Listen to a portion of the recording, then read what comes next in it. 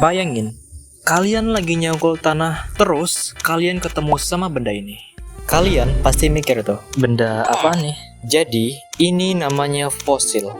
Oh iya, jadi buat yang nggak tahu fosil itu apa, simpelnya fosil adalah sisa-sisa tumbuhan dan hewan yang diawetkan, yang tubuhnya terkubur dalam sedimen seperti pasir dan lumpur di bawah laut, danau, dan sungai purba. Terus, apa sih ciri-ciri biar suatu benda itu disebut fosil?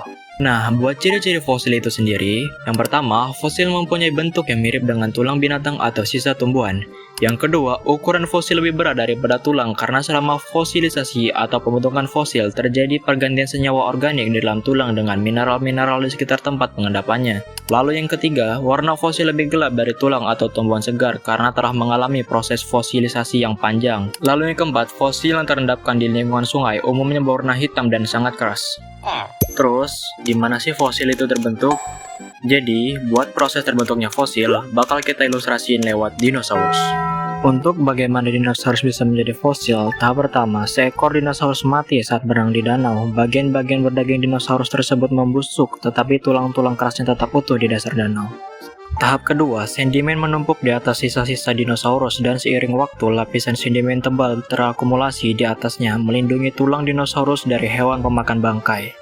Tahap ketiga, secara bertahap, tulang digantikan oleh mineral yang diangkat dalam air tanah dan mengubah tulang menjadi batu. Seiring waktu, semakin banyak sedimen yang terakumulasi, tekanan dan pemadatan meningkat, dan akhirnya tulang dan lapisan sedimen menjadi batuan dasar. Tahap keempat, tulang-tulang dinosaurus terawetkan di dalam batuan hingga terungkap melalui erosi atau digali oleh para paleontolog. Oke, lalu jenis fosil itu apa aja sih? Jenis pertama yaitu fosil tubuh. Fosil tubuh adalah sisa-sisa hewan atau tumbuhan yang telah menjadi fosil, seperti tulang, cangkang, dan daun. Ini bisa berupa fosil cetakan dan tulang, seperti sebagian besar kerangka dinosaurus dan tulang besar yang kita lihat. Fosil pengganti seperti kayu yang membatu atau fosil tubuh utuh mamut yang terperangkap dalam es, atau serangga yang terperangkap dalam getah pohon. Jenis kedua yaitu fosil molekuler. Fosil molekuler sering disebut sebagai biomarker atau biosignatur, dan mewakili produk biosintesis seluler yang dimasukkan ke dalam sedimen dan akhirnya ke dalam batuan. Banyak dari bahan kimia ini mengalami perubahan dengan cara yang diketahui dan dapat stabil selama miliaran tahun. Jenis yang ketiga yaitu jejak fosil. Fosil jejak adalah tanda yang ditinggalkan oleh hewan atau tumbuhan yang telah meninggalkan jejak. Fosil ini meliputi sarang, liang, jejak kaki, atau tanda lain dari masa hidup hewan di bumi. Struktur hewan atau tumbuhan tersebut tetap ada dalam bentuk mineral. Warna mineral yang menggantikan bentuk tersebut sangat memukau. Terkadang, fosil jejak diolah menjadi karya seni dan perhiasan.